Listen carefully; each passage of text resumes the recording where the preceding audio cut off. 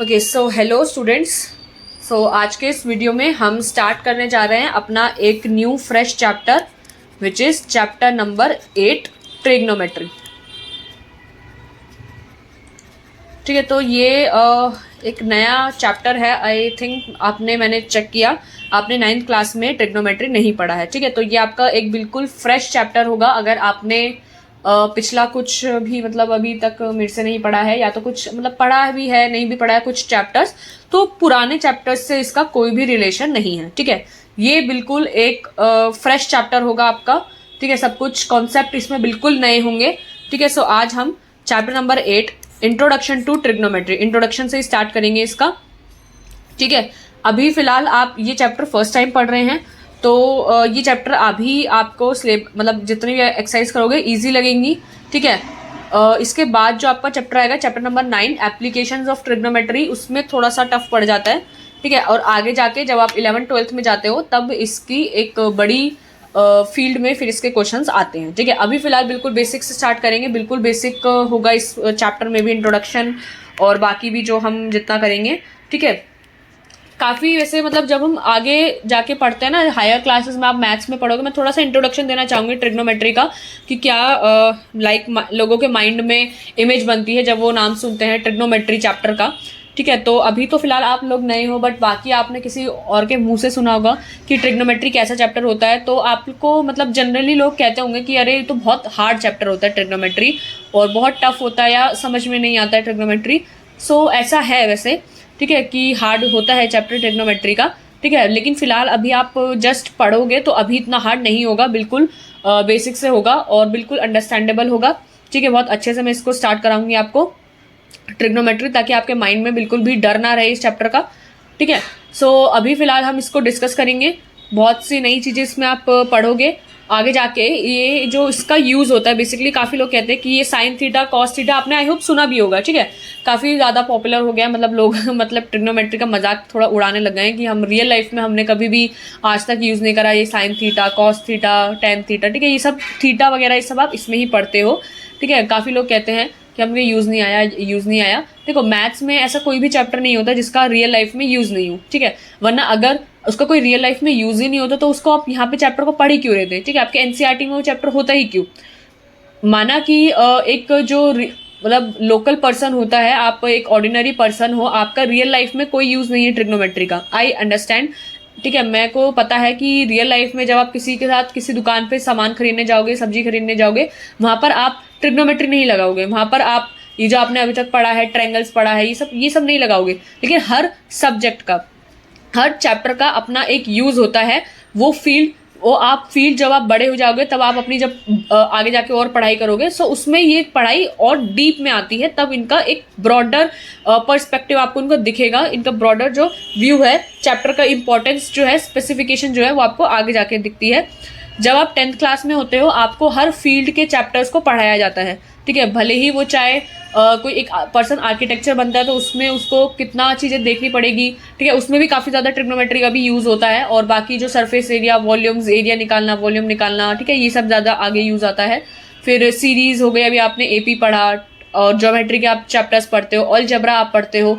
सो maths में बहुत सारी चीज़ों, टर्म्स, बहुत सारे जो कैटेगरीज होती हैं मैथमेटिक्स में ही। फॉर एग्जांपल 5 तो मेन होती है आपकी, नंबर सिस्टम, अरिथमेटिक, अलजेब्रा और ये वाली एक्सरसाइज। ठीक है, सो इसका भी काफ़ी यूज़ होता है। Just wait 1 second. Okay, so या हाँ, मैं ये कह रही थी कि इस चैप्टर का भी आपका आगे यूज़ आएगा। जैसे अगर आप एरोस्पेस इंजीनियरिंग करते हो आगे जाके,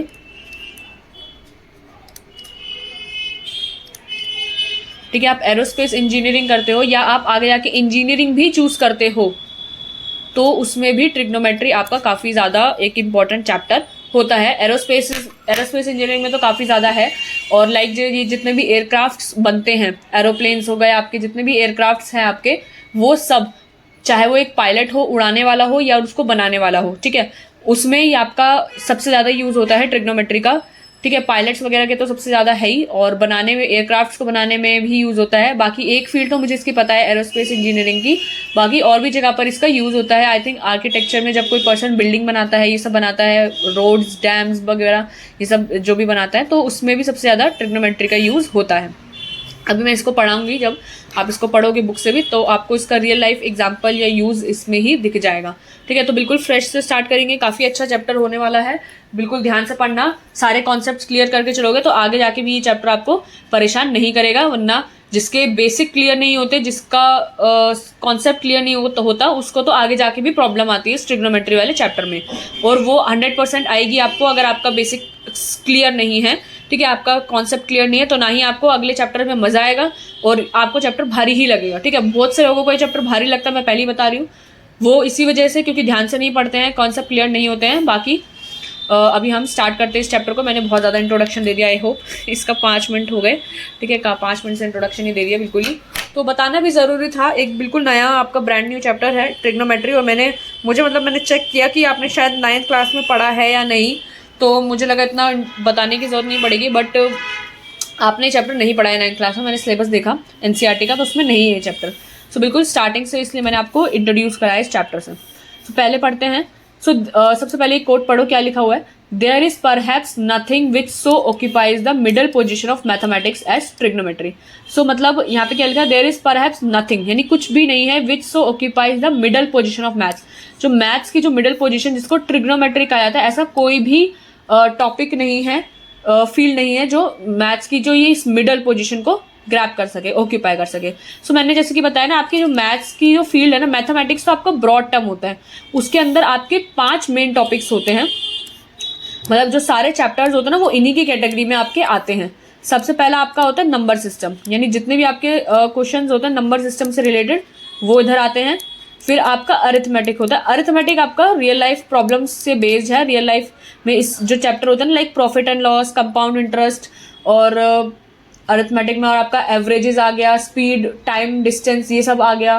ठीक है, क्लॉक्स आ गए, कैलेंडर आ गया, तो ये सब अरिथमेटिक में आता है। ये आपका रियल लाइफ, अरिथमेटिक और अलजेब्रा, ये सबसे ज़्यादा इंपॉर्टेंट चैप्टर्स होते हैं पूरे मैथ्स के। ठीक है, ये आपके काफ़ी अच्छे से क्लियर होने चाहिए, और यही आपके किसी भी पर्सन कितना अच्छा है मैथ्स में वो जज करता है।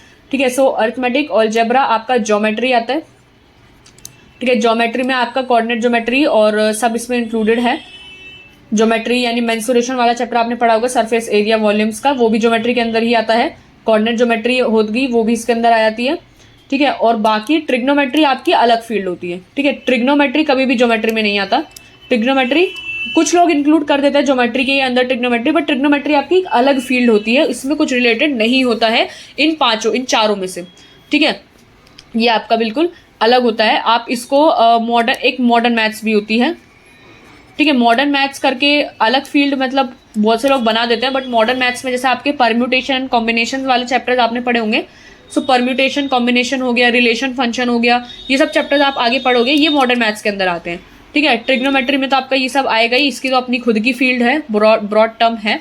ज्योमेट्री में मैंने आपको बताई दिया। अलजेब्रा के क्वेश्चन जो आपके एक्स, वाई, जेड या वेरिएबल्स वाले क्वेश्चन होते हैं, वो अलजेब्रा में आते हैं। अरिथमेटिक में आपके नॉर्मल माइंड, ये आपके रियल लाइफ वाले क्वेश्चन होते हैं, like speed, time, distance, clock.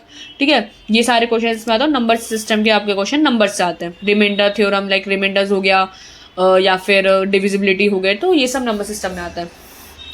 बाकी अब हम स्टार्ट करते हैं, इंट्रोडक्शन करते हैं इसका ट्रिग्नोमेट्री का। तो बिल्कुल ध्यान से स्टार्ट करना, और ध्यान से अपने आँख नाक कान सब खोल के सब सुनना। ठीक है, सो इंट्रोडक्शन से स्टार्ट करते हैं। So you have already studied about triangles and in particular right triangles. So आपने ट्रायंगल्स, राइट ट्रायंगल्स के बारे में पढ़ा है in your earlier classes. So let us take some examples from our surroundings where right triangles can be imagined to be formed. ठीक है, सो हम real life में कुछ इन्होंने एग्जांपल्स दिए हैं जहाँ पे आप इमेजिन कर सकते हो राइट एंगल ट्रायंगल्स को।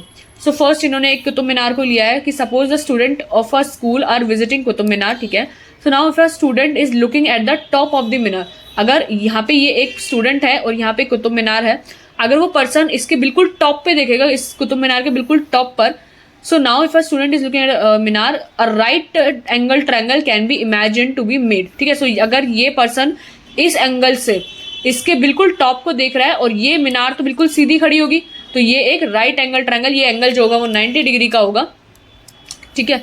सो can the student find out the height of the Minar, क्या अब जिस एंगल से इसकी मीनार की सबसे ऊपर टॉप पे दिख रहा है, तो क्या आप इसकी जो मीनार की हाइट है वो फाइंड कर सकते हो विदाउट एक्चुअली मेजरिंग, बिना कोई इंच टेप लेकर मेजर करने के बजाय अगर आप इसकी हाइट नापना चाहो तो कैसे नापोगे, ठीक है। एक ये क्वेश्चन आपका रियल लाइफ से रिलेटेड लिया हुआ है। दूसरा एक एग्जांपल है कि suppose a girl is sitting on the balcony of her house located at the bank of a river. So इसका जो घर है वो ये रिवर है, यहाँ पर इसका घर है।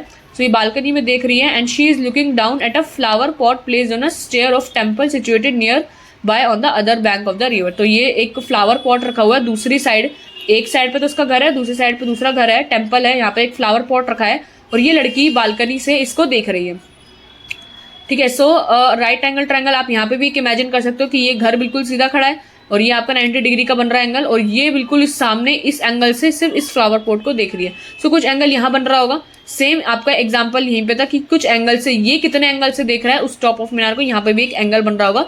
इस एंगल को ये हम थीटा कहते हैं, ठीक है। यहाँ पे ये वाला एंगल थीटा हो जाता है।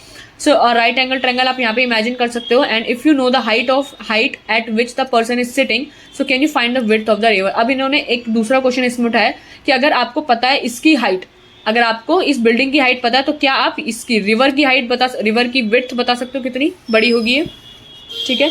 तो ये आपका एक दूसरा एग्जाम्पल लिया हुआ है।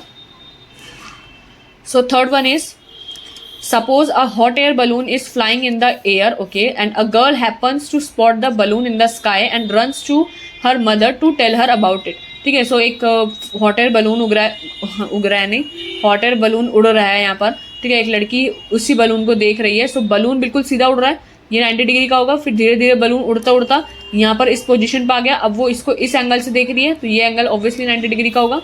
So her mother rushes out of the house to look at the balloon, and now when the girl had spotted the balloon, initially it was point A, and when both the mother and daughter came out to see, so it had already traveled another point number B. So can you find the altitude B from the ground? तो आप इसकी height निकाल सकते हो कि balloon जो है कितना ऊंचा है ग्राउंड से, ठीक है। तो ये सब कुछ कुछ क्वेश्चंस आपको दे रखे हैं, कुछ कुछ एग्जाम्पल्स देकर आपको चीज़ें पूछी गई हैं। तो ऐसे ही एग्जाम्पल्स आपको वहाँ पे भी मिलेंगे आपके क्वेश्चंस में, ठीक है। तो उसको हम पढ़ते हैं, क्या बोल रहा है अभी। Okay, so in all the situations given above the distances और heights can be found by using some mathematical techniques, ठीक है। ये सारी चीज़ें जो जितनी भी आपने क्वेश्चन ऊपर पढ़े, तो ये आप एक मैथमेटिकल टेक्निक्स को यूज़ करके निकाल सकते हो, which come under a branch of mathematics called trigonometry, ठीक है। सो ये मैथमेटिक्स की एक अलग ही ब्रांच होती है जिसको हम ट्रिग्नोमेट्री कहते हैं। तो the word trigonometry is derived from the Greek words try का मतलब 3 होता है, आपको पता है, एंड गॉन का मतलब साइड्स होता है, मेट्रॉन का मतलब मेजर होता है। सो ट्रिग्नोमेट्री इन्हीं 3 वर्ड से मिलकर बना है। इसका मतलब क्या हो गया, study of relationships between the side and angles of a triangle. तो साइड और एंगल्स जो है ट्राइंगल के, उनके रिलेशनशिप से मिलकर बना है ये वाला word trigonometry. So the earliest known work on trigonometry was recorded in Egypt and Babylon में ये इनका वर्क है। And early astronomers use to it, मतलब जो पहले के जो एस्ट्रोनॉमर्स हैं इस ट्रिग्नोमेट्री को यूज़ करते थे to find out the distances of the stars and planets from the earth. तो देख रहे हो ट्रिग्नोमेट्री से जो पहले के एस्ट्रोनॉमर्स हैं वो क्या करते थे, स्टार्स और प्लैनेट्स का डिस्टेंस कितना है अर्थ से ये निकालते थे। तो सोच के देखो ट्रिग्नोमेट्री कितनी बड़ी ब्रांच है मैथमेटिक्स की, या कितनी बड़ी फील्ड होती है, इसका यूज़ कितना बड़े लेवल पे होता है। ट्रिग्नोमेट्री का यूज़ कभी भी छोटे लेवल पे नहीं होता है, बड़े लेवल पे होता है आपका, ठीक है। तो यहाँ पे आपको इसका एग्जाम्पल दिख ही गया होगा। So even today most of the technologically advance method जो है use in engineering and physical sciences are based on trigonometrical concept. तो इन्हीं पे ही बेस्ड है आपकी chapters. So in this chapter we will study some ratios of the sides of a right triangle को with respect to its acute angle called trigonometric ratios of the angle. So we will restrict our discussion to acute angles only. हाँ, तो एक और चीज़ यहाँ पर अभी मैं बताऊंगी आपको, नोट पे समझाऊंगी इस पैराग्राफ का क्या मतलब है। So however these ratios can be extended to other angles also. We will also define the trigonometric ratios of measure of 0 degree से 90 डिग्री तक का, and we will calculate the trigonometric ratios for specific angles का some and establish some identities involving these ratios called trigonometric identities. Okay, so अब यहाँ पे क्या चीज़ बोली गई, मैं यहाँ पे एक बार हेडिंग डाल दूँ पहले। सो अभी हम पढ़ रहे हैं चैप्टर नंबर 8 आपका ट्रिग्नोमेट्री।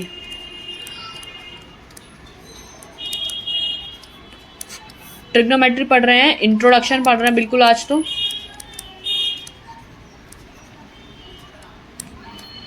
ठीक है, सो इंट्रोडक्शन से आज हम इसको स्टार्ट करेंगे। अब यहाँ पर जितने भी हमने क्वेश्चन देखे वो आपके ट्रायंगल पे बेस्ड थे, ट्रायंगल और उनकी साइड्स पे। ठीक है, अभी ये ट्रायंगल थोड़ा सा मैं कोशिश कर रही हूँ बिल्कुल सीधा बनाऊँ, बन जाए तो बहुत अच्छी बात है। ठीक है, तो लगभग सीधा ही है। ठीक है, तो ये हाथ से बनाया, देखा इतने टाइम बाद जाके सीधा बनाए। ठीक है, तो ये एंगल आपका ऑलवेज 90 डिग्री का होता है।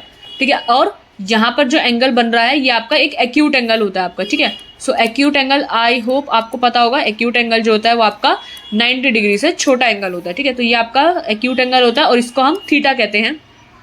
ठीक है, तो ये एक राइट एंगल ट्रायंगल में ही इस ट्रिग्नोमेट्री को लगाया जाता है। ओके, सो हमेशा याद रखना कि यहाँ पे ऐसा राइट एंगल ट्रायंगल फॉर्म हो रहा होगा। ठीक है, तीनों एग्जाम्पल हमने अभी तक जितने पढ़े उसमें कुतुब मीनार वाला एग्जाम्पल, एक लड़की बालकनी से फ्लावर पॉट दिख रही है वो वाला एग्जाम्पल, या हॉट एयर बलून वाला एग्जाम्पल हो गया। तीनों एग्जाम्पल में राइट एंगल ट्रायंगल फॉर्म हो रहा था आपका। ठीक है, तो इधर भी आपका राइट एंगल ट्रायंगल फॉर्म होता है और यहाँ पर अभी जो थीटा है वो एक एक्यूट एंगल होता है। आपके जो आप बड़ी क्लास में जाओगे तो आपका ऑब्ट्यूज एंगल में भी आप इसको पढ़ते हो, ऑब्ट्यूज एंगल जो 90 डिग्री से बड़े होते हैं। बट अभी फिलहाल आपको ये नहीं पढ़ना है, आपको सिर्फ और सिर्फ इसको पढ़ना है। ठीक है, तो इसको पढ़ते हैं और इनकी इस ट्रायंगल की साइड्स और एंगल्स बेस्ड ही आपके क्वेश्चंस होते हैं, तो वो सब हम पढ़ेंगे। तो वही चीज़ यहाँ पे लिखी हुई थी कि with respect to its acute angles called trigonometric ratios, हम उनको कहते हैं एंगल को, तो पढ़ेंगे हम। एंड एक्यूट एंगल, एक सेकेंड, ठीक है, एक्यूट एंगल्स तक ही हमने इसका डिस्कशन रेस्ट्रिक्ट कर रखा है। ठीक है, नेक्स्ट पढ़ते हैं, बाकी तो कहानी आप खुद ही पढ़ सकते हो। Okay, so trigonometric ratios and in section 8.1 you have seen some right angle triangle. Okay, so right angle triangle एक यहाँ पर भी दिख रहा है आपको। यहाँ पे इन्होंने क्या क्या चीज़ें बोली हुई है मैं आपको डायरेक्ट ही समझा दूंगी, पहले देख लूँ क्या क्या इधर अभी फिलहाल समझाया हुआ है। Side opposite to angle, hypotenuse side adjacent, तो hypotenuse side adjacent to angle A और side opposite to angle A. इस डायग्राम को समझो, ये तो आपको पता ही है कि ये आपका हाइपोटेन्यूज होता है, इधर ही समझा देती हूँ मैं। ये आपका हाइपोटेन्यूज है, ये आपका परपेंडिकुलर साइड है, ये आपका बेस है। शॉर्ट में हम जो बोलते हैं एच बोलते हैं इसको बी बोलते हैं और इसको पी बोलते हैं। ठीक है, मेन चीज़ ये है आपका जो भी आप क्वेश्चंस करोगे ना, ये जो थीटा होगा, थीटा ये आपका ट्रिग्नोमेट्रिक रेशियो होता है। ट्रिग्नोमेट्रिक आपका रेशियो कह लो या एंगल कह लो, ट्रिग्नोमेट्रिक एंगल या रेशियो, मतलब ये मेन एंगल है आपका। इसके बेसिस पे जो आप साइन थीटा कॉस थीटा लगाते हो ये सब इसके बेसिस पे लगाते हो। कंडीशन आपकी 90 डिग्री वाली होनी चाहिए। ठीक है, 90 डिग्री आपकी कंडीशन होनी चाहिए, बट बाकी जो लगा रहे हो आप थीटा, ये आपका मेन एंगल होता है, ट्रिग्नोमेट्रिक एंगल और रेशियो। ठीक है, सब परपेंडिकुलर, बेस, हाइट, ये मतलब हाइपोटेन्यूज, ये आपको समझ में आ गया। और मैं देखती हूँ इधर और क्या क्या फटाफट से लिखा हुआ है। Side adjacent to angle A, ये आपका एंगल ए यानी ये आपका मेन थीटा है, तो ये जो आपकी साइड है ये आपकी एडजेसेंट साइड है एंगल ए यानी एंगल थीटा से, और ये साइड जो आपकी ऑपोजिट यानी सामने वाली साइड है एंगल ए से। ठीक है, ये आपको विजुअलाइज करना इंपॉर्टेंट है, इसका नाम याद रखना जरूरी नहीं है, बट ये आपको विजुअलाइज करना जरूरी है कि जो थीटा से एडजेसेंट साइड होगी वो आपकी नीचे ए बी वाली है, और थीटा के बिल्कुल सामने वाली साइड जो है बी सी वो आपकी ऑपोजिट साइड है to the angle A. Okay, so अब जैसे आप यहाँ पर सी वाला अब एक देख रहे हो, अगर ये थीटा है सो इस थीटा से साइड एडजेसेंट जोन सी होगी वो आपकी ये वाली होगी। हाइपोटेन्यूज आपका कभी भी चेंज नहीं होता, हाइपोटेन्यूज आपका हाइपोटेन्यूज ही रहेगा। सो साइड जो adjacent angle adjacent to theta होगी वो आपकी बी सी होगी, और इसके ऑपोजिट साइड जो इसके सामने वाली साइड है ए बी वो होती है। ठीक है, ये क्लियर है। नोट दैट द, अब ये सब तो लिखा हुआ है, पढ़ सकते हो। You have studied the concept of ratio in your earlier classes and all. Okay, so ये आपने पढ़ा है। And side of angle A, ठीक है, तो ये आपके कुछ फॉर्मूलेज दे रखे हैं, साइन कोसाइन। ठीक है, अभी इसको मैं बताऊंगी बिल्कुल, अभी मैं जस्ट बुक में दिखा रही हूँ आपकी ये चीज़ें कहाँ हैं, क्योंकि जब मैं आपको पढ़ाऊंगी, जब आप समझ लोगे तब आप ये चीज़ ढूंढोगे बुक में कहाँ है। तो मैं अभी फिलहाल आपको बता देती हूँ। साइन होता है आपका, आपके 6 एंगल्स होते हैं main, sine, cosine, tangent, cosecant, secant और कोटेंजेंट। ठीक है, ये आपकी साइड के अकॉर्डिंग दिए हुए हैं। अभी मैं इनको बताती हूँ कि ये भी आपको कैसे है मेन, और फिर बाकी आपके जो रेशियोज डिफाइंड अबव, ठीक है, ये सब आपके रेसिप्रोकल्स हैं। ओके, दिस ठीक है। तो मेन चीज़ अब मैं आपको यहाँ पर बताती हूँ, ये है आपके मेन। ओके, सो अब हम इसको स्टार्ट करते हैं। अब आपने देखा कि जो थीटा होता है वो ट्रिग्नोमेट्रिक एंगल है या ट्रिग्नोमेट्रिक आपका रेशियो होता है। आपके 6 मेन रेशियोज हैं। फर्स्ट आपका साइन थीटा, मैं पूरा नाम नहीं लिख रही हूँ, मैं आपका शॉर्ट में लिख रही हूँ। आपका जो पूरा नाम है वो आपका वहाँ पर लिखा हुआ है। ठीक है, मैं यहाँ पर शॉर्ट फॉर्म जो आपका मेन बार बार आप इसको लिखोगे ना, वो चीज़ लिख रही हूँ ताकि आपको ये जो लिखने में भी याद हो जाए। जो पूरे पूरे नाम है आपके वो आपके बुक में लिखे हुए हैं। मैंने अभी शो कर दिया कि कहाँ पर लिखे हैं, आप वहाँ से देख सकते हो। साइन थीटा ये आपका होता है, जो साइन थीटा होता है आपका डायरेक्ट लिख लो P/H, पहले लिख लो फिर समझाती भी हूँ मैं।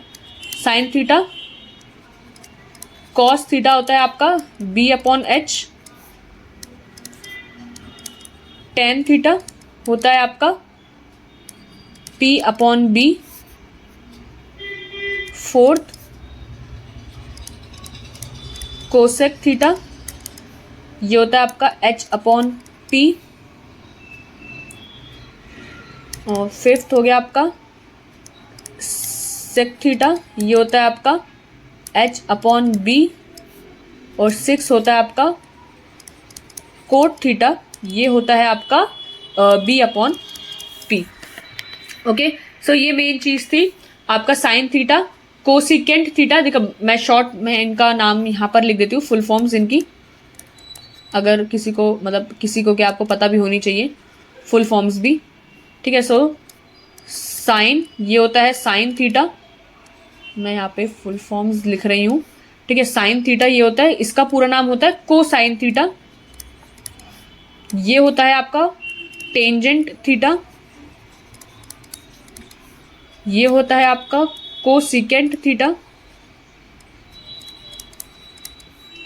ये होता है आपका सीकेंट थीटा, कोट होता है आपका कोटेंजेंट थीटा। अब ये जो वर्ड्स है ना फुल फॉर्म, ये कुछ ऐसे ही नहीं लिख लिए। आपने अगर सर्कल चैप्टर पढ़ा होगा तो उधर आपने टेंजेंट और कोटेंजेंट पढ़े होंगे, सीकेंट और कोसिकेंट पढ़ा होगा। अगर मेरे ख्याल से आपने 9th में ज़्यादा डीप में नहीं पढ़ा होगा तो शायद सीकेंट नहीं पढ़ा होगा, बट सर्कल्स में ही आपका सीकेंट और कोसिकेंट आता है और टेंजेंट और कोटेंजेंट आता है। टेंजेंट पढ़ा होगा I hope.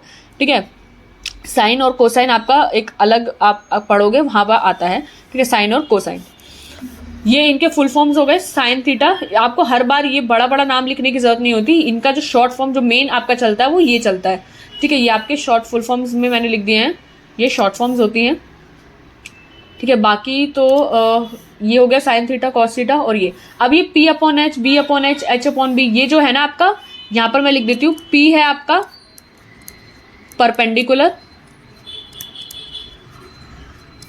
Perpendicular side, B है आपका बेस यानी बेस वाली साइड, और H है आपका हाइपोटेन्यूज।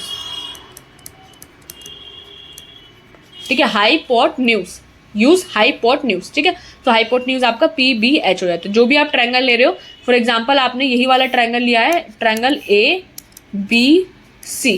ठीक है, सो इन ट्रायंगल ABC अगर हम बात करें,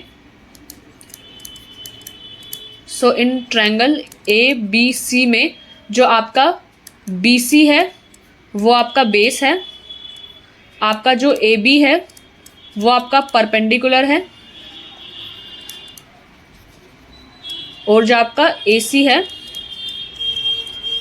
वो आपका हाइपोटेन्यूज है। ठीक है, ये आपका B, ये आपका P, ये आपका H। ठीक है, तो ये जो है तीनों मेन है इसमें। ओके, सो ये आपका हो जाता है एक। ठीक है, इस ट्रायंगल के बेसिस पे मैंने बता दिया कि ये तीनों चीज़ें आपकी हैं।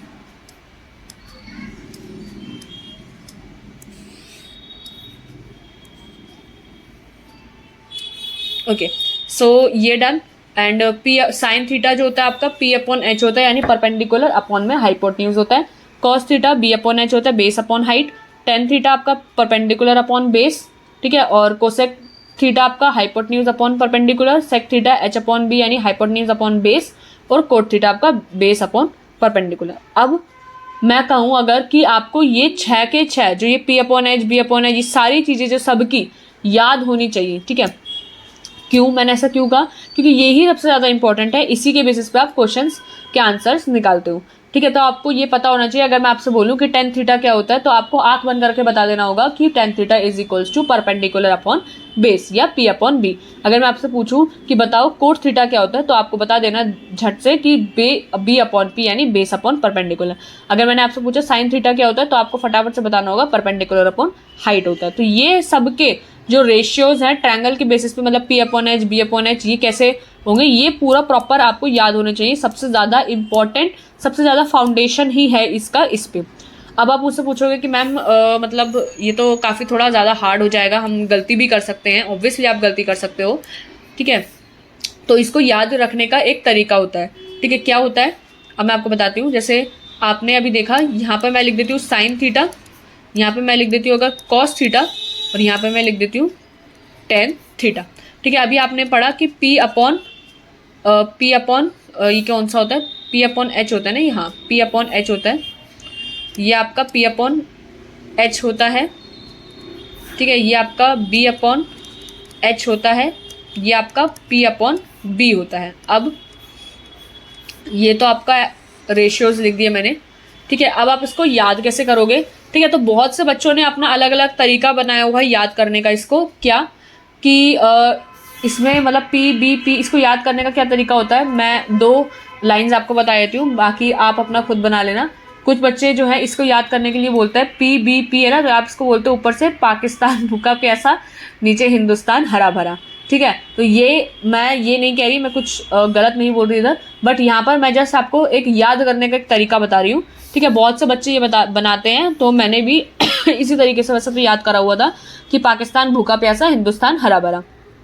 ओके, सो दूसरा तरीका होता है आपका कि जैसे लाइक पापा बियर पियोगे, हाँ हाँ बेटा करके बच्चे याद करते हैं, ठीक है। बहुत सारे तरीके हैं इसके, तो आप कोई सा भी तरीका या आप कोई सा भी अपना एक लाइन सोच सकते हो पी बी पी करके या ऐसे करके, ठीक है। तो जो भी आपको तरीका सूट करे वो आप कर लेना याद रखने का। अब आप कहोगे कि नीचे के 3 रेशियोज भी तो हैं, तो ये cosecant theta, secant theta, cot theta भी तो है।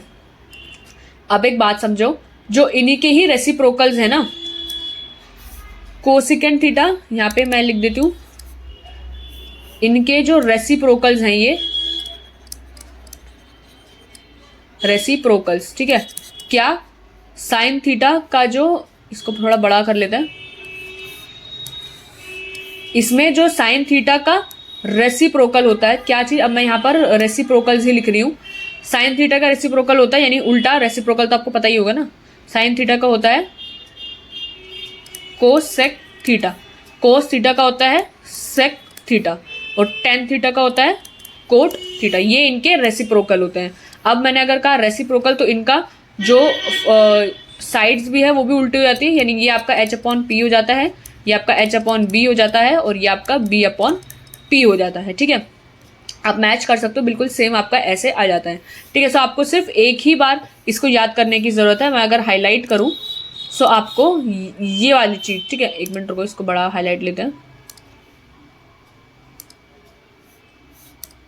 ठीक है। तो आपको सिर्फ ये वाली लाइन याद करने की ज़रूरत होती है, बाकी की जो लाइंस होती है वो आप खुद ही फॉर्म कर लेते हो, ठीक है। तो आपको ये लाइन याद करने की जरूरत है साइन थीटा, कॉस थीटा और टेन थीटा की, कि पी बी पी और ये, और बाकी तो आपका ये रेसिप्रोकल ही है, तो ये तो जस्ट उनके उल्टे हो जाते हैं। ओके, सो और एक और चीज़, आपका जो टेन थीटा होता है वो हमेशा आपका साइन थीटा अपॉन में कॉस थीटा होता है, ठीक है। जैसे आपका टेन थीटा और sine theta upon cos theta होता है, सो लाइक अगर आप लिखते हो साइन थीटा को पी अपॉन एच, ठीक है, और कॉस थीटा आपका बी अपॉन एच आता है, तो आप जैसे एच से एच नीचे कट जाता है तो बचता क्या है आपका पी अपॉन बी, तो ये पी अपॉन बी भी ऐसे ही आया है टेन थीटा का, ठीक है। साइन थीटा आपका पी अपॉन एच होता है, कॉस थीटा आपका बी अपॉन एच होता है, बाकी टेन थीटा जो होता है sine theta upon cos theta होता है, तो आप इनको डिवाइड करोगे तो ये आपका कट के पी अपॉन बी बचता है, ठीक है। तो आप इसको ऐसे याद रख सकते हो। बाकी जो रेसिप्रोकल्स इनके चल ही रहे हैं, साइन थीटा का जो रेसिप्रोकल होता है वो कोसेक थीटा होता है, कॉस थीटा का रेसिप्रोकल आपका सेक थीटा होता है, और टेन थीटा का रेसिप्रोकल आपका कोट थीटा होता है, ठीक है। तो ये आपके तीनों आ जाते हैं रिलेशंस। ठीक है, मैंने आपको रेसिप्रोकल्स इनके बता दिए कि ये इनके रेसिप्रोकल्स हैं, और ये डायरेक्ट आप इसको ऐसे लिख सकते हो उल्टा करके। और टेन थीटा जो होता है आपका sine theta upon cos theta होता है। ये मेन चीज़ें थी, मैंने बता दी हैं। अभी बाकी हम बुक से देखते हैं। ओके, सो एक बार इसको ध्यान से पढ़ो कि यहाँ पे जो मैंने आपको बताया ना, ये बी सी अपॉन ए सी साइन थीटा है, ये आपका पी अपॉन एच है, ये आपका बी अपॉन एच है, ये आपका पी अपॉन बी है। अब मैंने काफ़ी बार करा ना, देखो कोसेक लिखना है अगर मुझे कोसेक थीटा, तो मैं बिल्कुल साइन थीटा का उल्टा लिख देती हूँ, रिवर्स। तो ये एच अपॉन पी, ये एच अपॉन बी, और ये बी अपॉन पी। ठीक है, तो ये आपके ऐसे ऐसे आ जाते हैं डायरेक्ट। आप एक बार थोड़ी देर इसको पढ़ लो, ठीक है, वीडियो पॉज करो और इसको पढ़ लो, आपको और अच्छे से क्लियर हो जाएगा। ठीक है, ओके, सो पढ़ लिया होगा। हम नेक्स्ट पे चलते हैं एक बार।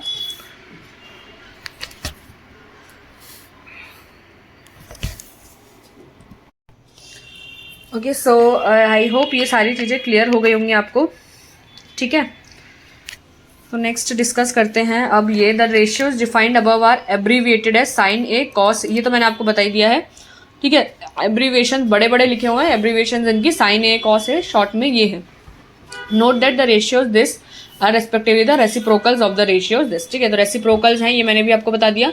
सो also observe that tan A is equals to sine, ये भी बता दिया कि जो tan थीटा होता है वो आपका साइन थीटा और कॉस थीटा होता है। ठीक है, और कॉट थीटा, हाँ कॉट थीटा का रह गया एक, ये भी लिख लो। जैसे कॉट थीटा जो है आपका, ये तो रेसिप्रोकल है tan थीटा का। सो कॉट थीटा का जो आप लिख सकते हो वो ये होता है cos theta upon sine theta. ठीक है, कॉस थीटा और साइन थीटा लिखोगे यानी बी अपॉन एच और पी अपॉन एच, तो ये आपका कट जाता है एच और एच, और आपका बचता है बी अपॉन पी। ठीक है, तो आपका जो कॉट थीटा होता है वो आपका रेसिप्रोकल तो होता ही है tan थीटा का, और अगर आप साइन कॉस से निकालना चाहो तो वो कॉस थीटा और साइन थीटा होता है, और tan थीटा आपका साइन थीटा कॉस थीटा होता है। ठीक है, तो ये सारी चीज़ें आप इसको समझ लो। लाइक मैं यहाँ पर एक और चीज़ लिख देती हूँ जो आपका कॉसेक थीटा है। ठीक है, एक मिनट, तो मैं यहाँ पर एक पेन का कुछ कलर अलग लेकर दिखती हूँ। ठीक है, ये आपकी अलग वो है, ये आपका एक अलग वो है। अब मैं यहाँ पर एक अलग चीज़ लिख रही हूँ। ठीक है, क्या कि जो कॉसेक थीटा होता है वो आपका 1 अपॉन साइन थीटा है, यानी रेसिप्रोकल है।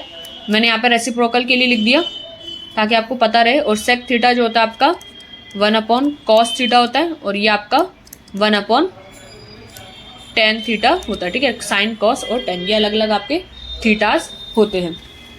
ठीक है, मेन मोटा मोटा तो इसमें यही है, और बाकी की चीज़ें मैं देख लेती हूँ एक बार और क्या क्या दिया हुआ है आपको इसमें। ठीक है,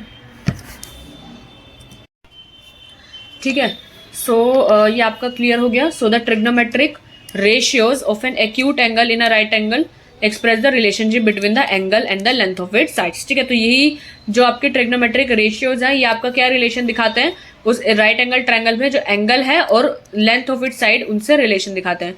अभी आप क्वेश्चंस करोगे तो आपको ज़्यादा अच्छे से समझ में आएगा। तो फिलहाल हम इंट्रोडक्शन में मैं देख रही हूँ कि क्या क्या चीज़ें इसमें है। और so why don't you try to define the trigonometric ratios for angle C. Okay, so ये खुद से कर लेना यहाँ पे जो बोला हुआ है।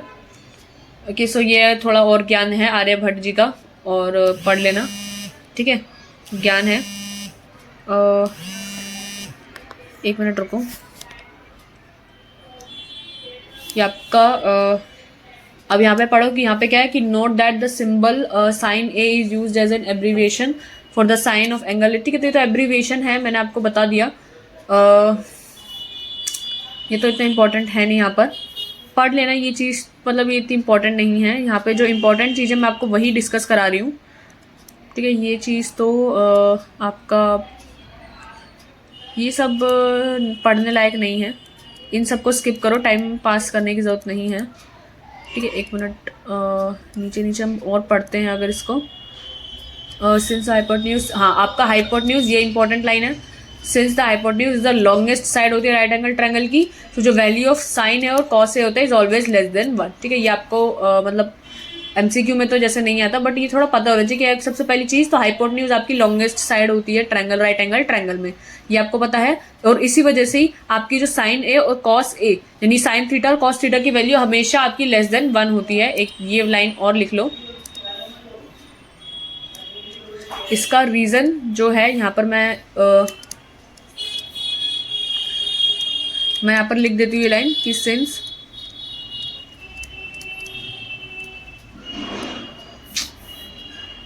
आप एक मिनट,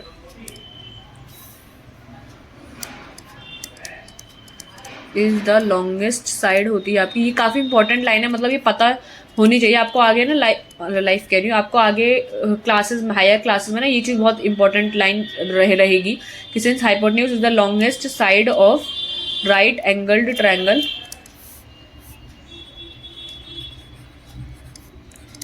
ठीक है। ये इंपॉर्टेंट नहीं है, ये रीजन है उस इंपॉर्टेंट लाइन का, ठीक है, ये रीजन है। Since hypotenuse is the longest side होती है राइट एंगल ट्रायंगल की, दैट्स वाई जो आपकी साइन थीटा की जो value sine theta and cos theta is always less than 1, less than 1, ठीक है। ये आपका इंपॉर्टेंट है, साइन थीटा और cos theta is always less than 1। और इसका रीजन क्या होता है कि हाइपोटेन्यूज आपकी लॉन्गेस्ट साइड होती है राइट एंगल ट्रायंगल की, इस वजह से। अब आपको जानना हो कि मतलब क्यों हाइपोटेन्यूज द लॉन्गेस्ट साइड है तो क्यों इनकी वैल्यू लेस देन 1 है, तो उसके लिए आप ये पूरी बड़ी सी जो एक्टिविटी इन्होंने लिखी हुई है इसको पढ़ो, फिर आपको समझ में आ जाएगा, ठीक है। ओके, सो अब यहाँ पे हम कुछ एग्जाम्पल्स को डिस्कस करेंगे। अब बारी आई है एग्जाम्पल्स की, ठीक है। सो एग्जाम्पल्स को डिस्कस करने से पहले आप इनका स्क्रीनशॉट वगैरह ले लो, क्योंकि ये सबसे ज़्यादा इंपॉर्टेंट कॉन्सेप्ट हो गया है आपका, सारा इसमें मैंने डिस्कस करा दिया है, ठीक है। सो ये आपका मेन कॉन्सेप्ट है, तो आप इसका पहले स्क्रीनशॉट ले लो, ठीक है, फिर हम आगे एग्जाम्पल्स को डिस्कस करते हैं, ठीक है। तो उसका स्क्रीनशॉट लो सबसे पहले फटाफट।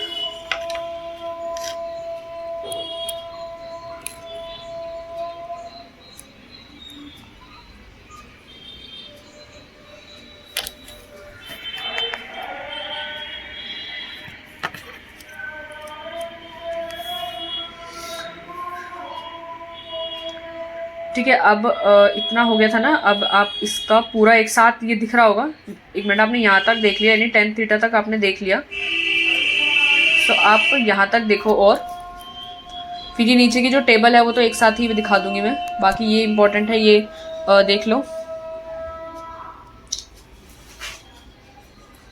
ठीक है। तो इसको करो फटाफट, इसका स्क्रीनशॉट लो।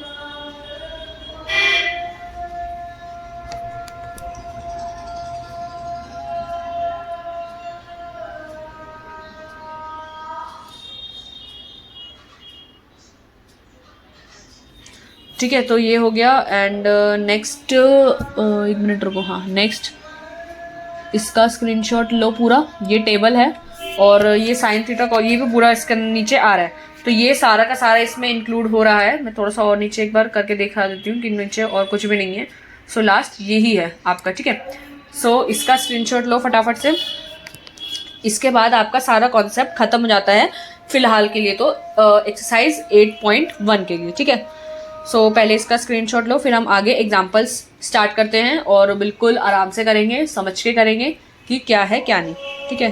तो कॉन्सेप्ट तो हमारे यहीं पे ख़त्म होते हैं, और अभी तो मतलब आसान ही आएगा, ज़्यादा हार्ड नहीं आएगा, तो आपको अभी फ़िलहाल अच्छा लगेगा, आप लोग खुद कहोगे कि अरे इतना आसान है ये, फिर भी इतना टफ क्यों लग रहा है लोगों को, तो बाद में आगे जाके आपको पता चलेगा, बट अभी फ़िलहाल इस चैप्टर के लिए आसान है ये, ठीक है। सो इसका स्क्रीनशॉट ले लो फटाफट से पहले तो।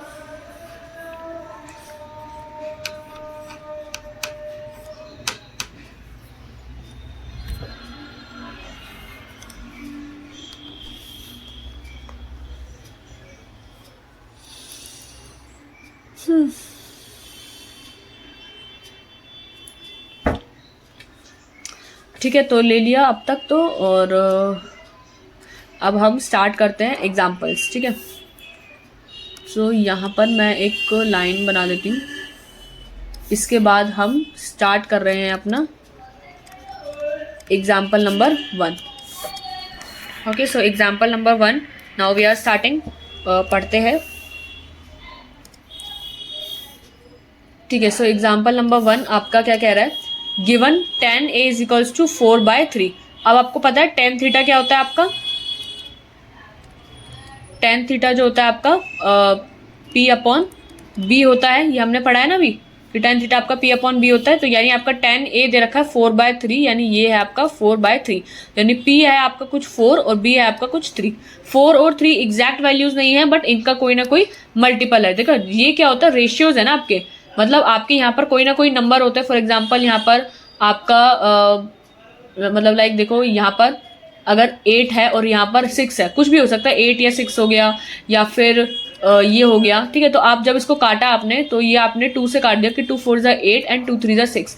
अगर ये आपने 3 से काटा, 3 4 ज़ा 12, 3 3 ज़ा 9, तो एट दी एंड जो सिंपलेस्ट रेशियो है वो 4 और 3 बच रहा है, ठीक है। तो ये जो वैल्यूज है p और b की, वो 4 भी हो सकती है और 4 के कोई मल्टीपल्स भी हो सकती है, ठीक है। और ये जो 3 है, 3 हो सकता है या 3 का कोई मल्टीपल हो सकता है, क्योंकि हो सकता है ना आपने काट के वैल्यूज निकाली हो, तो यहाँ पर 3 भी हो सकता है, 6 भी हो सकता है, 9 भी हो सकता है, आगे जाके 12 भी हो सकता है।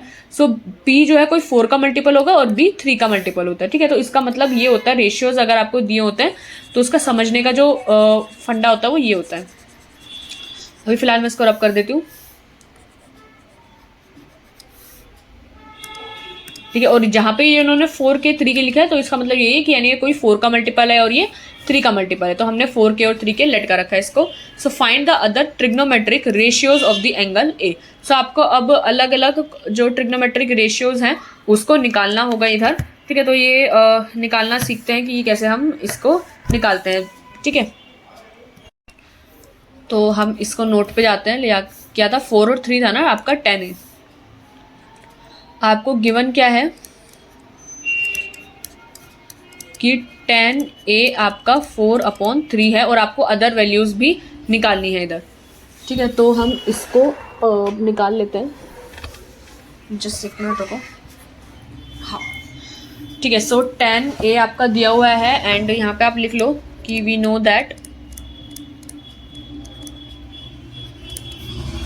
जो आपका tan a होता है, यानी tan थीटा आप इसको कह सकते हो, वो sin a upon cos a होता है आपका, ठीक है। और ये आपको गिवन है 4/3। ओके, सो आपका कोई जो आपका सबसे पहला जो आएगा वो cot a आ जाएगा। cot a क्या होता है, जस्ट इसका उल्टा, यानी cos a आपका और sin a, cos a upon sin a वो आ जाएगा आपका 3/4। सो tan थीटा आ गया और cos थीटा आ गया आपका, ठीक है। सो अब आप जैसे यहाँ पे राइट एंगल ट्रायंगल बनाओ,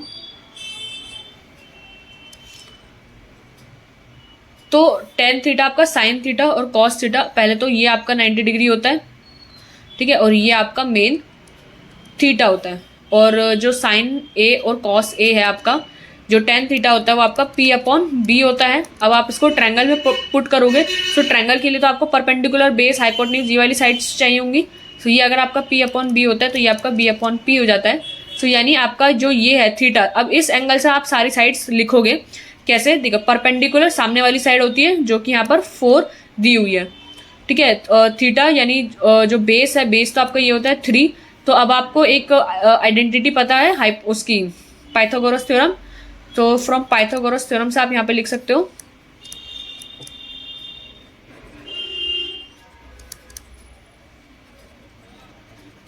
थ्योरम से आप यहाँ पे लिखोगे h² = p² + b²। ये आपने पहले ही पढ़ रखी है कि हाइपोटेन्यूज का स्क्वायर जो होता है वो परपेंडिकुलर का स्क्वायर और बेस का स्क्वायर होता है। सो हाइपोटेन्यूज आपको निकालना है, परपेंडिकुलर का स्क्वायर इज 4 का स्क्वायर और बेस का स्क्वायर आपका 3 का स्क्वायर होगा, ठीक है। तो इसको सॉल्व करोगे तो ये 16 और 9 हो जाएगा, विच इज 25। सो हाइपोटेन्यूज जो हो जाएगा आपका √25 होगा, तो यानी आपका हाइपोटेन्यूज 5 आ जाएगा। तो ये आपका 5 आ गया। अब आपको ट्रायंगल की तीनों साइड्स पता है, अब आप सारे के सारे रेशियोज भी लिख सकते हो, ठीक है। तो अब आपको पता है साइन थीटा क्या होता है, p/ क्या होता है, मैंने इसीलिए बोला था कि ये सब याद होना चाहिए ताकि आप डायरेक्ट लिख सको।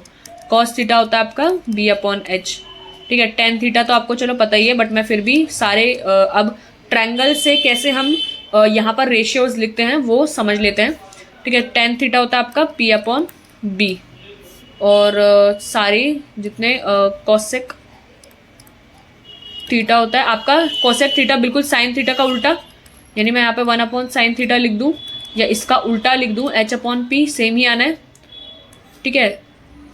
sec थीटा आपका cos थीटा का उल्टा होता है, यानी h/b और कॉट थीटा आपका 1/tan थीटा होता है, या cos theta upon sine theta भी होता है, या तो हम इसको उल्टा ही कर देते हैं b/p।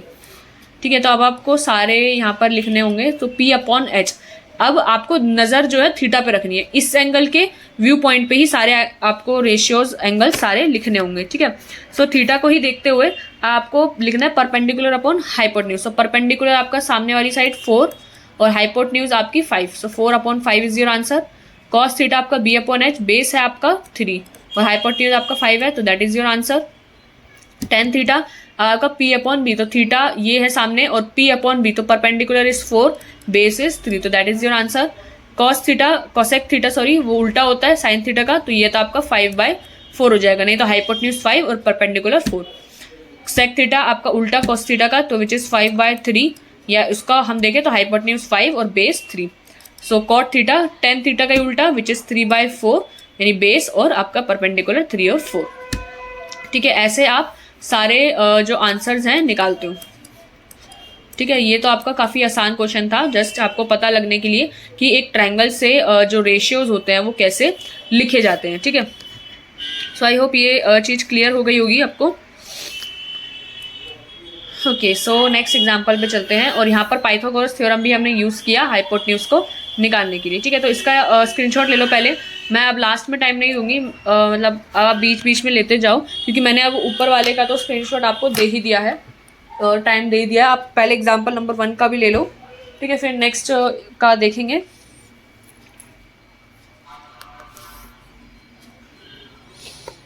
पहले आप इसका स्क्रीनशॉट ले लो, फिर अभी ये थोड़ा सा नीचे और भी बच रहा है। सो पहले मेन तो यही है, इसका स्क्रीनशॉट लो पहले तो।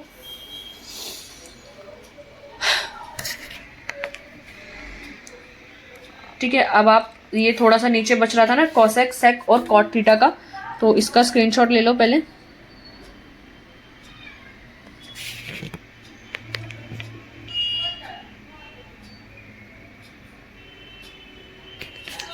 ओके, सो आपका ये हो गया होगा। अब एग्जाम्पल नंबर 2। सो आपका यहाँ पर आ गया एग्जाम्पल नंबर 2। ठीक है, ये हो गया हमारा। हम इसको वेरीफाई कर लेना आप एक बार। 3/4, 5/4 ये हमारा सेम ही आया हुआ है वैसे तो।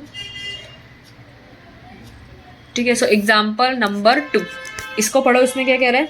सो if angle B and angle Q are acute angle such that sine B is equals to sine Q, so then prove that angle B is equals to angle Q. Okay, so इसके लिए आपको sine B sine Q दे रखा है, तो यानी आपको ये दोनों राइट एंगल ट्रायंगल्स ही होंगे। सो ये दोनों राइट एंगल ट्रायंगल्स इन्होंने इधर बनाए हुए हैं। सो एंगल बी आपका एंगल क्यू के बराबर, if angle B and angle Q और एक्यूट एंगल्स, और कुछ इस तरीके से कि जो इनका साइन बी है और साइन क्यू वो बराबर है। ठीक है, तो साइन बी मैं इधर अभी फिलहाल शॉर्ट में आपको बता दूँ कि इसको सॉल्व कैसे करना है, बाकी हम डीप में तो वहीं पूरा लिख कर बताऊंगी मैं। So sine B is equals to sine Q है, तो साइन आपको पता है क्या होता है, साइन बी क्या होगा, एंगल साइन होता है आपका p/h। ठीक है, तो इसका p क्या है, सामने वाली साइड यानी AC, और हाइपोटेन्यूज तो AB है। ठीक है, तो एंगल B के लिए ये AC/AB, Q के लिए PR/PQ। ठीक है, तो PR/PQ ये दोनों साइड आपकी बराबर है। अब आपको इससे क्या प्रूफ करना है कि angle B is equals to angle Q के बराबर है। सो ये चीज़ आप इधर लेकर देख सकते हो। तो अगर इधर समझ नहीं आए तो अभी हम इसको नोट पे मैं समझा देती हूँ। बाकी sine B is equals to sine Q, जो आपको गिवन चीज़ है ना, उसी से ही आपको हमेशा जो क्वेश्चन को सॉल्व करना होता है, उसी से ही आपकी जो सारी कंडीशन होती है वो मिलती है। ठीक है, तो अभी हम इसी कंडीशन से इसको सॉल्व करेंगे नोट पे। अगर आपको एग्जाम्पल से समझ में आ रहा है तो बहुत अच्छी बात है, बाकी हम नोट पर मैं इसको समझाती हूँ। ठीक है, ठीक है, तो ये वाले एग्जाम्पल में देखो क्या है, आपका एग्जाम्पल नंबर 2। यहाँ से आपको 2 ट्रायंगल्स गिवन है यहाँ पर।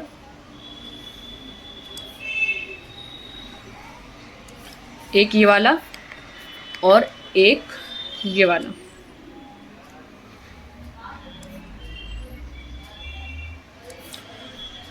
ठीक है, this is 90 degree, this is 90 degree, and ये आपका A बी सी और ये आपका पी, एक मिनट मैं एक बार वो देख लेती हूँ लेबलिंग इनकी, ए बी सी और पी क्यू आर, ठीक है वही सोचा था मैंने, पी क्यू और आर, ये आपके सारे दोनों ट्रायंगल्स दे रखे हैं और आपको गिवन क्या है।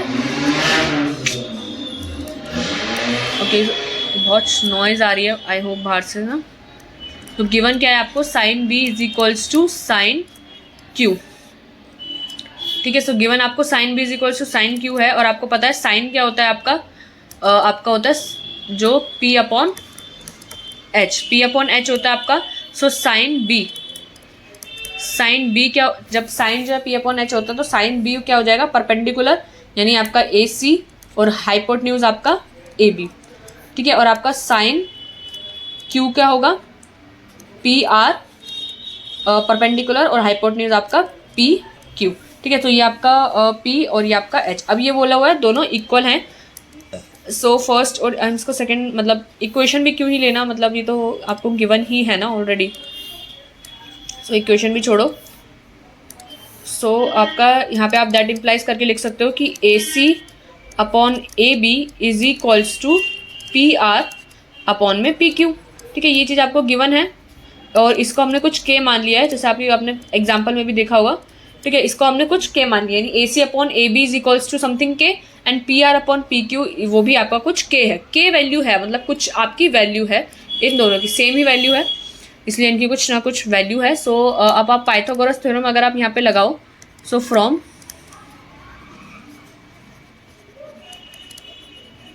पाइथागोरस थ्योरम से क्या होगा, वी गेट, जो आपका दोनों राइट एंगल ट्रायंगल है, सो आपका पाइथागोरस थ्योरम हमने लगाया।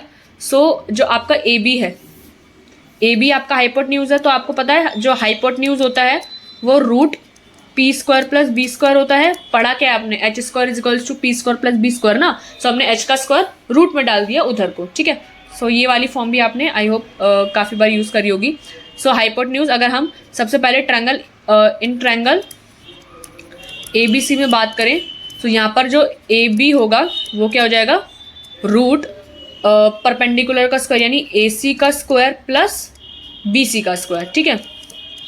और अगर हम in triangle P Q R में बात करें तो यही वाली जो साइड हो जाएगी वो आपकी ये कौन सी हो जाएगी, हाइपोटेन्यूज पी क्यू, तो पी क्यू हो जाएगा आपका रूट पी आर का स्क्वायर और आर क्यू का स्क्वायर, ठीक है। तो ये दोनों आपके हो जाती है ये दोनों साइड्स, ठीक है। आप इनका यूज़ करोगे, इसको फर्स्ट और सेकंड इक्वेशन मान लो, अब इसका यूज़ करो कैसे, देखो यहाँ पर आपका ए बी गिवन है और आपका यहाँ पर पी क्यू भी गिवन है, वो भी नीचे नीचे आपका ये चीज़ गिवन है, आप इधर इसको लगा सकते हो। और अब आप हाइपोटेन्यूज को कंपेयर करें, सो लाइक अगर हम ऐसे करें कि A B upon P Q, ये जो होता है आपका इन्हीं दोनों की वैल्यूज पुट कर दी हमने, लाइक रूट ए सी का स्क्वायर प्लस बी सी का स्क्वायर, ठीक है। और हमने यहीं पे पी क्यू की वैल्यू भी पुट कर दी, पी आर का स्क्वायर प्लस आर क्यू का स्क्वायर, ठीक है। अब आपने यहाँ पे पुट किया कि A B upon P Q, ये तो डायरेक्ट आपका चल ही रहा है, ठीक है। और हमने यहाँ पर पुट किया रूट ए सी, ठीक है। यहाँ पे आपने देख रहे हो कि आपका जो अभी ऊपर आपने देखा ना कि आपका ए सी अपॉन ए बी भी कुछ के है और आपका P R upon P Q भी कुछ के टर्म्स है, ठीक है। तो अगर अब आपको ए सी चाहिए, सो एक क्रॉस मल्टीप्लाई करोगे तो ये के इंटू ए बी हो जाएगा। सो के ए बी यानी इसका स्क्वायर चल रहा है तो ये के और ए बी का स्क्वायर हो जाएगा, ठीक है। ए सी, आई होप मैं सही लिख रही हूँ, मुझे कुछ गड़बड़ लग रही है, एक मिनट, के और ओके। सो मैंने परपेंडिकुलर ले रखा है बट इन्होंने B C upon Q R को लिया है, यानी आपके okay. So B C upon Q R, so B C और क्यू आर, ओके। सो इन्होंने बेस लिया हुआ है, ठीक है। सो हमने यहाँ पर हाइपोटेन्यूज से लिया हुआ है, इन्होंने बेस लिया हुआ है। सो यहाँ पर आई होप इधर ऐसे मत करना, फिर मतलब मुझे लग रहा है शायद इन्होंने कुछ अलग तरीके से क्वेश्चन करा हुआ है। चलो मैं आपको ये इतना लिख कर क्या बताना, मैं वहीं पे ही समझा देती हूँ आपको। इतने का पहले आप स्क्रीनशॉट ले लो, फिर मैं आपको ये बाकी का एग्जांपल जो है बुक से समझा देती हूँ, ठीक है। ये आपकी फिगर तो बुक में बनी ही हुई है, यहाँ पर मैंने जस्ट वही चीज़ गिवन चीज़ ही लिखी हुई है, फिर भी आप एक बार इसका स्क्रीनशॉट ले लो और बाकी का जो है मैं अभी आपको बुक से समझाती हूँ, ठीक है। इसका पहले स्क्रीनशॉट ले लो।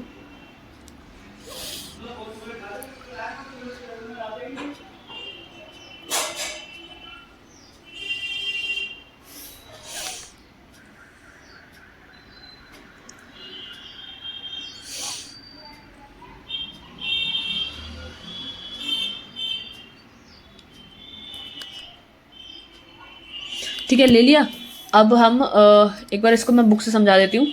ये जो इन्होंने लिया है ना एंड में बी सी और क्यू आर, ये आपका बेस है, ठीक है। और आपको पता है जो आपका हाइपोटेन्यूज का स्क्वायर होता है वो परपेंडिकुलर का स्क्वायर प्लस बेस का स्क्वायर है, लेकिन अगर आप बेस का स्क्वायर लोगे तो वो हाइपोटेन्यूज का स्क्वायर माइनस परपेंडिकुलर का स्क्वायर होता है, ठीक है। तो यही स्क्वायर जब आप हटा के इधर डालोगे तो वो रूट में आ जाएगा।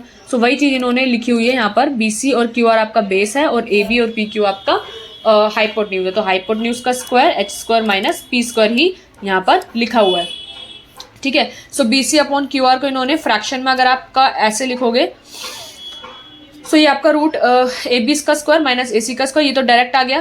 फिर इन्होंने ए बी को रिप्लेस किया यहाँ पर, ठीक है। तो जैसे कि यहाँ पर A C P R is equals to K और A B upon P Q B is equals to K. So अगर आपका जैसे A C upon P R ये के है, अब आपने ए बी और माइनस ए सी, तो ए बी को आपने रिप्लेस करना है और ए सी को आपने रिप्लेस करना है। सो आपका यहाँ पर A B upon P Q is equals to K है। सो आपको ए बी चाहिए तो आप यहाँ पे क्रॉस मल्टीप्लाई कर दोगे तो ये हो जाएगा के इंटू पी क्यू, के पी क्यू। अब आप ए बी का स्क्वायर करोगे तो ये क्या हो जाएगा, के स्क्वायर और पी स्क्वायर। सो वही चीज़ हमने यहाँ पर पुट करी है, के स्क्वायर और पी स्क्वायर। ऐसे ही ए सी अगर आपको यहाँ पर गिवन है, सो ए सी यहाँ पर है, सो इसका क्रॉस मल्टीप्लाई हो जाएगा तो ये हो जाएगा ए सी इज इक्वल्स टू के इंटू पी आर, ठीक है। और इसका स्क्वायर करोगे तो ये और ये दोनों स्क्वायर हो जाएंगे। सो ए सी का स्क्वायर हो जाएगा के स्क्वायर और पी आर स्क्वायर, ठीक है। नीचे तो सेम चल रहा है, रूट पी क्यू का स्क्वायर माइनस पी आर का स्क्वायर।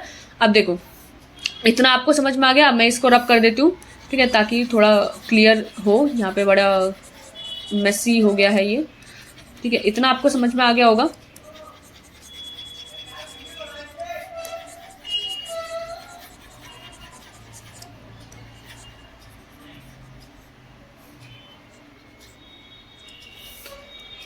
ठीक है, ये क्लियर है।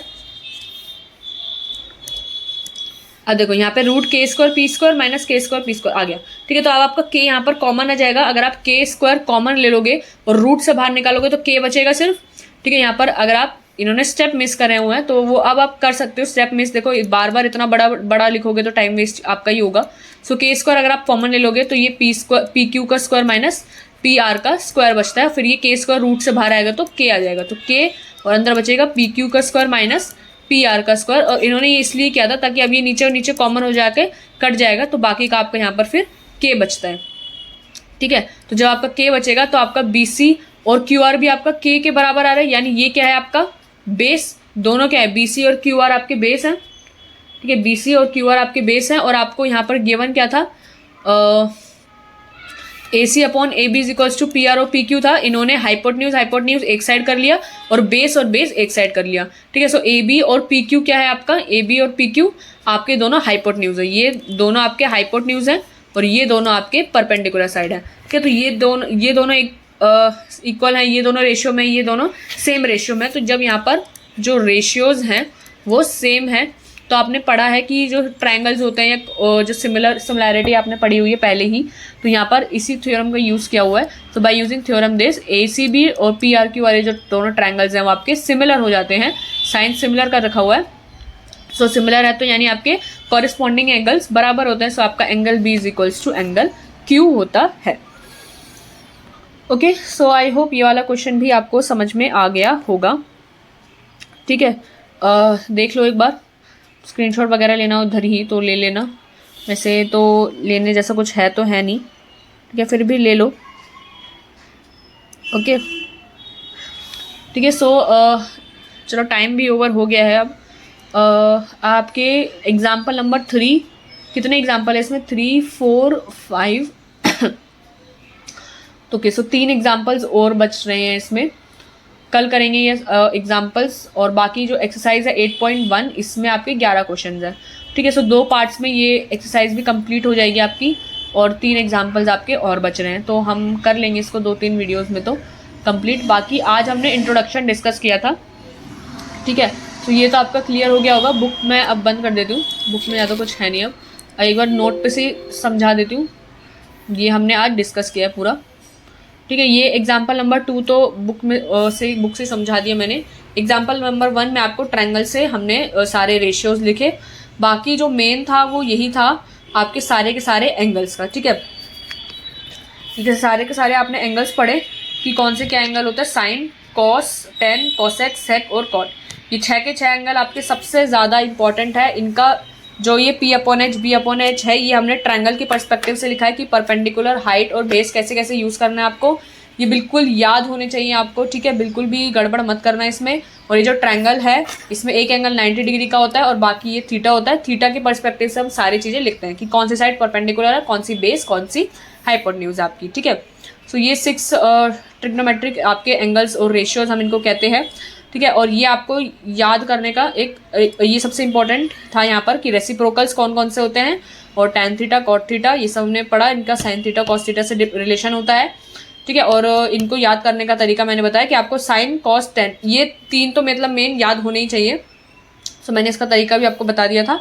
और ये सबसे इंपॉर्टेंट वाली बात है कि साइन थीटा और कॉस थीटा की वैल्यू आपकी हमेशा 1 से छोटी होती है, ठीक है। ये आपको अभी नहीं लगेगा कि इसका क्या यूज़ है इस चैप्टर में, बट इसका आगे जाके काफ़ी यूज़ होता है कि साइन थीटा, कॉस थीटा आपकी वैल्यू 1 होती है बराबर, ठीक है।